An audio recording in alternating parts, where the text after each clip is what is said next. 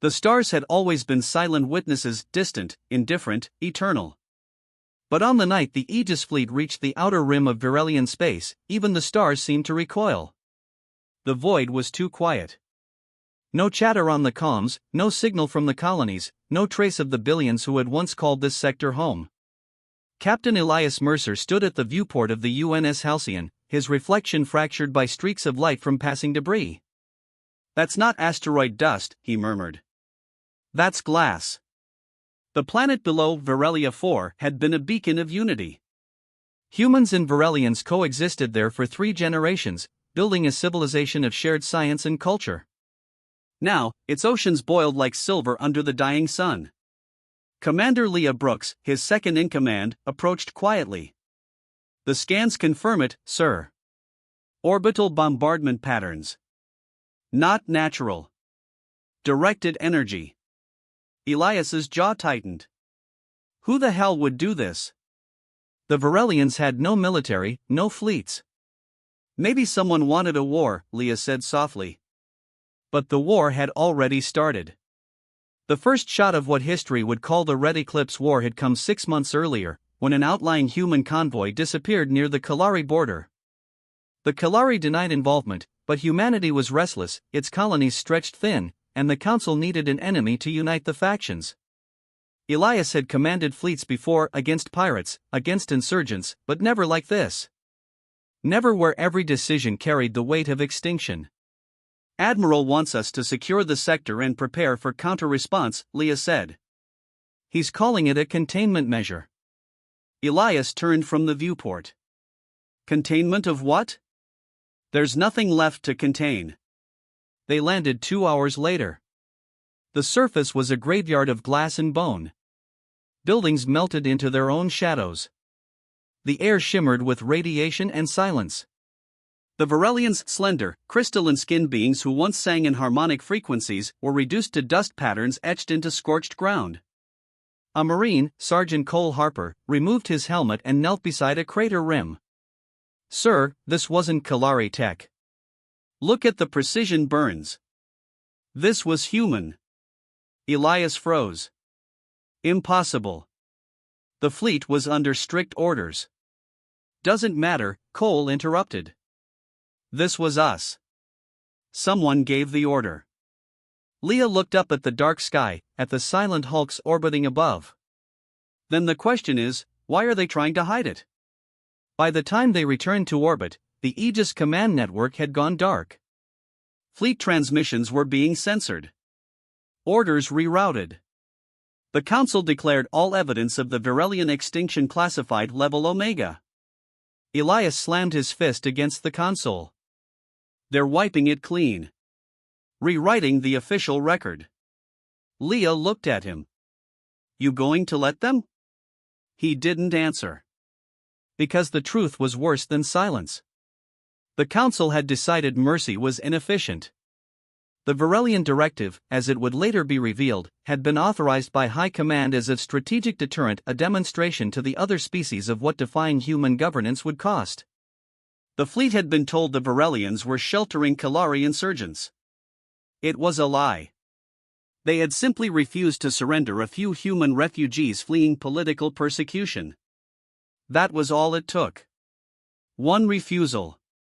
3 days later, Elias received a direct transmission from Admiral Dane Rourke, the man who had once been his mentor. "Captain Mercer," the Admiral's voice crackled over encrypted feed, "you are ordered to maintain full silence regarding Virelia 4. Any deviation will be considered treason against the Union." Elias stared into the flickering hologram. "You burned an entire world, sir. You murdered billions of allies. And for what?" Rourke's expression didn't change. "For survival. Mercy is a luxury of the strong, Mercer. And we're not strong enough to keep pretending anymore." The transmission cut. Leah's voice was barely a whisper. "What are we becoming?" Elias didn't answer. He only looked out at the burned world spinning below. The rumors spread anyway. Across the colonies, whispers grew of the mercy killers, of human fleets sterilizing worlds under the banner of pacification. The Kalari Confederacy rallied other species into a fragile alliance. They didn't want war. They wanted accountability. But humanity's fear was louder than their guilt. When the Kalari demanded surrender of the officers responsible for the Virelian genocide, the Council refused. The Union sealed its borders, mobilized fleets, and silenced dissent. And when the first Kalari envoy ships arrived, unarmed, carrying evidence and pleas for peace, human defense drones opened fire. Elias watched it unfold from the bridge. He had tried to warn them, tried to speak truth up the chain. But now it was too late. The war that no one wanted had already begun. That night, Elias stood alone in his quarters, replaying the last Virelian broadcast intercepted before their annihilation. It was a melody, soft, layered, harmonically complex. The Virelians never used words. Their communication was emotion and resonance. But even without translation, he could feel it, the sound of forgiveness. He closed his eyes. "We don't deserve it," he whispered. Outside, the fleets of humanity began to move again, thousands of ships igniting their engines, burning paths toward 100 alien worlds. The official command code for the campaign was simple. Operation Silent Mercy. A lie so complete, it would echo across centuries. Elias didn't know it yet, but this was the moment the galaxy would remember forever. The night when Mercy died, and mankind forgot what it meant to be human. The war was not announced with fanfare. It began with silence, radio blackouts, missing fleets, and the steady hum of orbital cannons awakening across human space. By the time the Kalari Alliance realized what was happening, it was too late. Humanity had stopped asking questions. It had started answering them with fire. Captain Elias Mercer's ship, the Halcyon, was reassigned to the 7th Retaliation Wing, a name so sterile it might have meant nothing, if not for the red insignia painted across the fleet hulls, a burning world. Leah Brooks met him outside the armory as engineers loaded new payloads into the drone bays, shards of tungsten coated in nanothermal gel, designed to burn through atmospheres. "We're really doing this," she said. Her voice was flat, hollow. Elias watched the technicians finish their work. Orders from Rourke came through this morning. "We're striking the Kalari frontier colonies first." "Those colonies are half civilian," she shot back. "I know. Then why aren't you stopping it?" He turned away. "Because every time someone tries, they vanish. Command purges them from record. No one even remembers their names afterward." Leah stepped closer, eyes burning. "Then remember them, Elias. Remember us." The fleet launched 12 hours later. The stars around them stretched into threads of light, and the engines howled like dying suns. Elias stood on the bridge, eyes fixed on the display. Every line of code, every vector, every targeting signature felt like a confession written in numbers. He didn't realize he was gripping the rail until his knuckles turned white. "Prep the quantum link to Fleet Command," he ordered. "I want real-time authorization verification before we fire." Lieutenant Arjun Patel, a young officer barely out of academy, hesitated. "Sir, Command says the strike package is already greenlit. They're overriding manual confirmation." Elias's stomach dropped. "By whose authority?" "By yours, sir. The system shows your encryption key on the command order." The bridge went still. Leah's voice cut through the silence. "They forged your clearance." Elias's hands trembled. "They're using me to legitimize it." The bombardment began before he could override it. From orbit, the human fleet rained hellfire across the Kalari moon of Tethros, a world of poets, farmers, and historians. They had no defenses. No soldiers. Only spires of carved crystal that reflected the night sky. On the main display, clouds boiled into vapor as detonations erased entire continents. The sensors screamed with radiation feedback. Leah turned away, tears streaking down her face. "Sir," Patel whispered, voice shaking.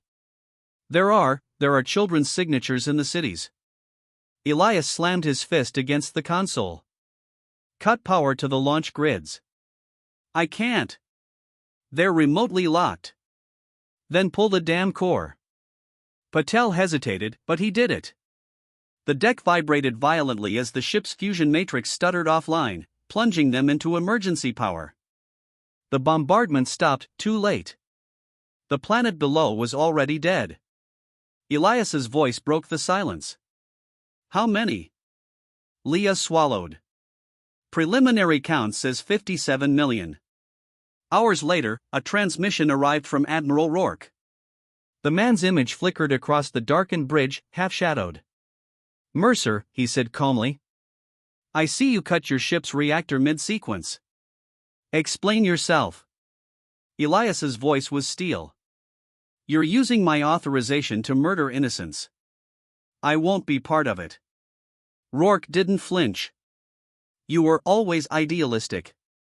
That's why I chose you.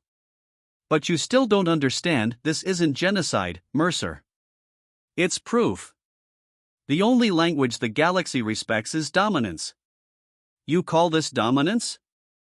Elias hissed. You call this survival? Rourke's eyes glinted. I call it inevitability. We tried mercy. Mercy failed. The transmission ended without ceremony. Leah looked at Elias. They're going to come for us now. I know. The fleet was vast, but word traveled faster than light through whispers. Soon, crews began to question. Ships delayed their firing sequences. Officers hesitated. One by one, signals went dark, vessels refusing orders, breaking formation, vanishing into nebulae. Elias realized then that rebellion was already smoldering beneath the surface. All it needed was a spark. He gathered his command staff in the war room. We can't win against Rourke's fleet head-on. But we can show the truth. The black boxes record everything, the attack codes, the falsified authorizations, the command logs. We transmit them to the neutral sectors, every broadcast frequency we can reach. Patel frowned. That's treason, sir. Elias met his eyes. Then we'll be traitors to the monsters we've become. They launched the transmission in the dead of ship night. Encrypted data pulsed across the void, spreading like wildfire through relay networks, planetary beacons, and trading channels. It carried images, recordings, and coordinates, the full proof of humanity's crimes. For 3 hours, the truth flew free. Then came the counterstrike. Rourke's loyalist fleets triangulated the Halcyon's position and warped in. 20 ships surrounded them, their hulls gleaming under the blood-red light of Tethros' shattered moon. Broadcast jammed, Patel said. They're demanding we surrender. Elias looked at Leah. Prepare the jump drive. They'll shoot us down before we can spool. Then we'll buy time. He turned to the crew. Everyone who wants out, now's your chance. Take the escape pods. Get to the fringe sectors. Tell them what you saw here. No one moved. Leah smirked faintly. Guess we're all traitors today. The battle that followed would be known as the Halcyon Mutiny. Human ships fired on human ships. Space itself seemed to burn. Beams of coherent plasma tore through darkness, carving trails of ruin across the void. Elias's ship took the first hit, a kinetic lance through the dorsal bay. Fire erupted along the decks. The oxygen alarms screamed. Shields down to 40%. Patel shouted. Return fire. Elias roared. Target their reactor cores. The Halcyon spun through the chaos, exchanging blows with vessels 10 times its size. Crewmen scrambled to damage control, sealing hull breaches with polymer foam as plasma storms lit the bridge in violet light. And then, against all odds, the jump drive reached critical charge. Coordinates set, Leah said through smoke and blood. Fringe sector, Proxima Graveyard. Do it! A blinding flash tore the stars apart, and the Halcyon vanished into the fold. When the ship emerged, silence returned. The void around them was empty, grave cold, littered with wreckage from forgotten wars. Patel looked around in awe. We made it. Elias didn't answer. He was staring at the console, the transmission logs flickering weakly. Only 30% of their message had made it out before the jamming. The rest was lost. Leah leaned against the railing, exhausted. "Do you think it's enough?" Elias's voice was hoarse. "It has to be." Outside the viewport, the shattered remains of derelict ships drifted like ghosts, silent witnesses to every war humanity had ever fought. Among them floated a broken hull, its lettering half erased, UNS Virelia Peacekeeper. Elias closed his eyes. "The galaxy will remember this," he whispered. Leah looked out into the dark. "Yeah," she said softly. "But maybe not the way we want them to." The Halcyon drifted into the silence, its engines dying one by one, as the stars themselves seemed to mourn. They had lit the fire that remembered them. And it would never go out. The Halcyon drifted through the wreckage field for 7 days before its engines finally gave out. The ship had once been a symbol of exploration, painted white and gold. Now it was blackened, broken, a ghost carrying the last flickers of a dying conscience. Captain Elias Mercer sat in the darkened bridge, the hum of auxiliary power barely audible.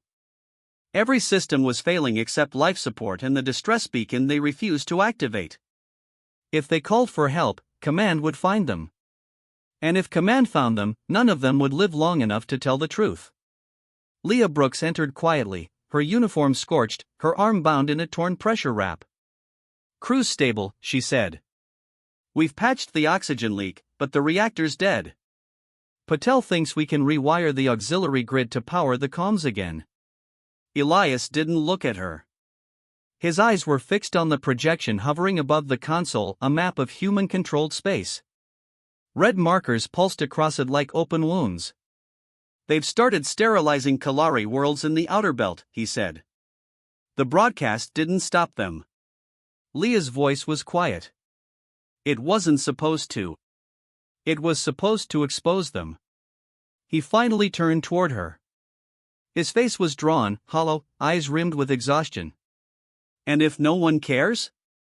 She had no answer. By the second week, the Halcyon's orbit carried it toward a drifting communications relay, a forgotten artifact of the old Alliance network, before the wars, before humanity claimed the stars as its own. Patel worked in silence for hours, rewiring the ship's comm array to piggyback off the relay's dormant system. When it flickered to life, static filled the bridge, followed by a faint, pulsing signal. Leah leaned forward. "It's a distress beacon. Non-human code." Elias narrowed his eyes. "Kalari?" "Not exactly. It's older. Pre-Alliance." He exhaled slowly. "Then maybe someone's still listening." The signal led them to a derelict colony buried in the dust of a forgotten moon, its atmosphere thin, its light a dull red hue. The crew descended in silence, their boots sinking into soft ash. What they found was neither human nor alien. It was something older. Structures carved from black crystal towered over them, humming faintly with power. At the center stood a massive sphere, half buried in the sand. Its surface rippled like liquid obsidian, and faint inscriptions shimmered beneath the dust. Patel's scanner chirped. "It's generating low-level quantum interference. Some kind of archive, or memory core." Leah brushed her hand across the inscriptions. "Look at this language. It's a hybrid of Kalari and Virelian glyphs. Whoever built this." "They were trying to preserve something," Elias said. He stepped closer. As he did, the surface of the sphere began to glow. Light unfolded outward, forming a projection, a living memory.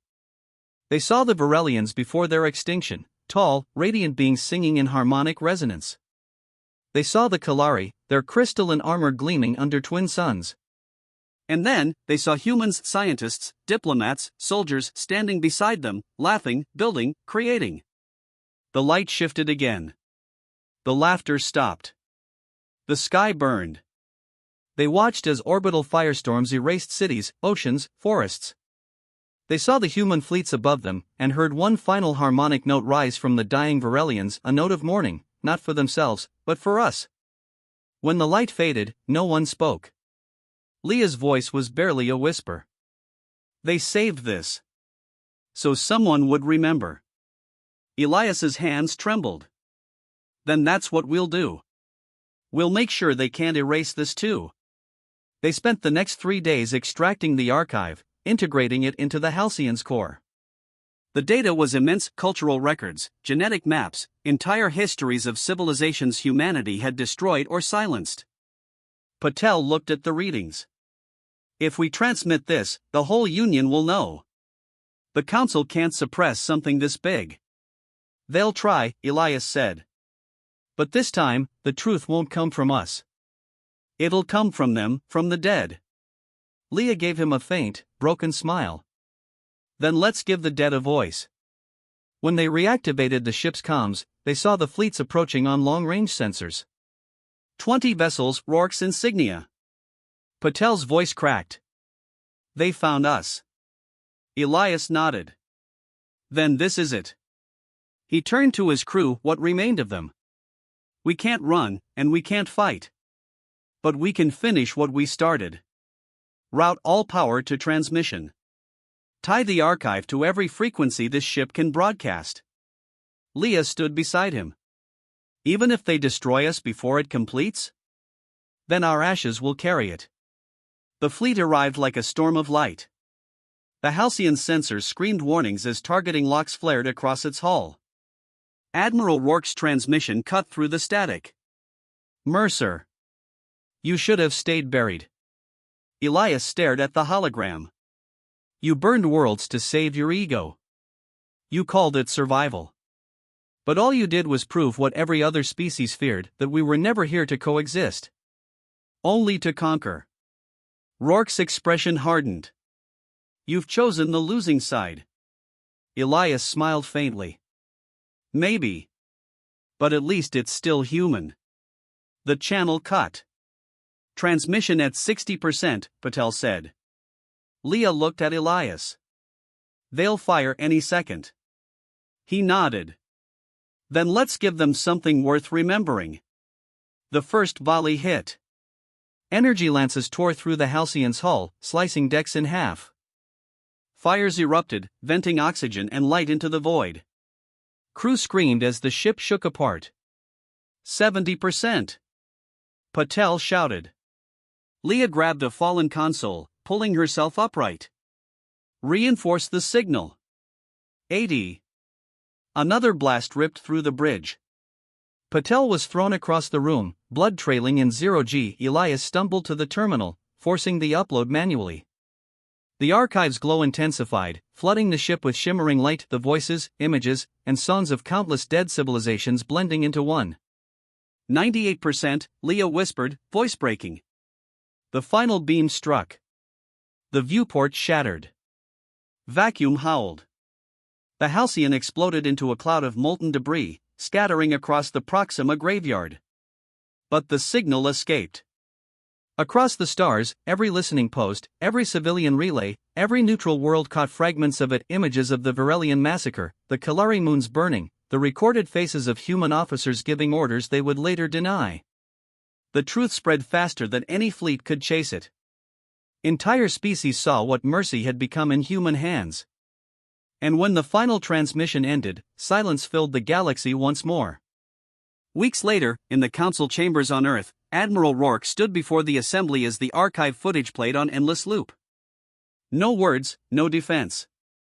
Just the light of every atrocity humanity had tried to bury. The Union fractured overnight. Fleets mutinied. Colonies declared independence. Humanity collapsed under the weight of its own truth. But the other species remembered something else, the face of Elias Mercer, standing in the light of the archive as his ship burned, defying the lie. They called him the last human. Years passed. The war ended, not with victory, but with abandonment.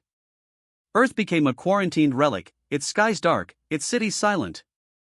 The surviving colonies drifted into isolation. Humanity, once feared, was now pitted, a cautionary tale carved into the memory of the stars. And yet, the archive lived on.